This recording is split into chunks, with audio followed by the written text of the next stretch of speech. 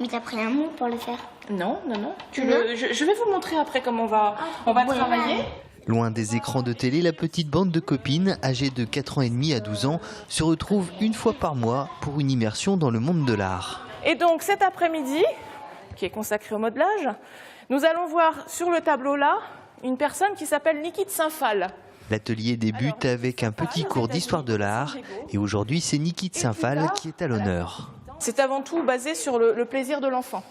Le plaisir de l'enfant à toucher différentes matières. Alors cet après-midi dans le modelage, évidemment, nous avons pris donc l'argile.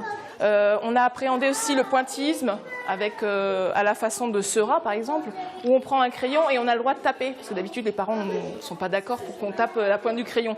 Là c'est le but, parce qu'il faut faire des points. Tournez avec votre support comme ça.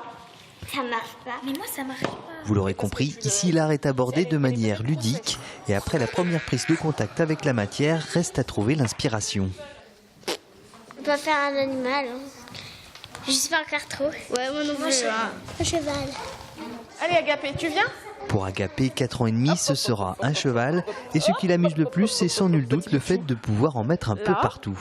Mais même pour les plus âgés, j'ai envie de dire, c'est plutôt sympa de se dire qu'on a le droit de se salir les mains, d'en mettre un petit peu partout, de toucher de l'eau aussi, parce que ça c'est important. J'aime bien modeler, je trouve que c'est marrant, tu sais, quand c'est de la pâte. Comme si tu faisais de la cuisine, quoi. Ça fait pareil, voilà. sauf que tu fais une Sauf que là, déforme. tu utilises beaucoup tes mains en fait. Oui, la cuisine aussi, quand tu fais de la pâte. Oui. C'est bien qu'on a le droit de se salir les mains là aujourd'hui. Ouais, c'est Ouais, bien. là on fait la fête.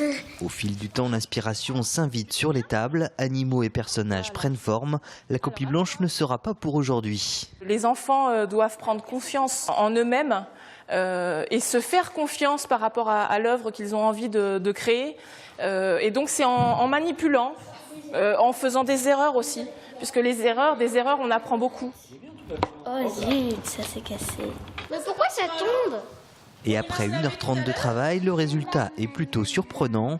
Chats, lapins, papillons ou personnages sont nés entre les mains de ces artistes en herbe.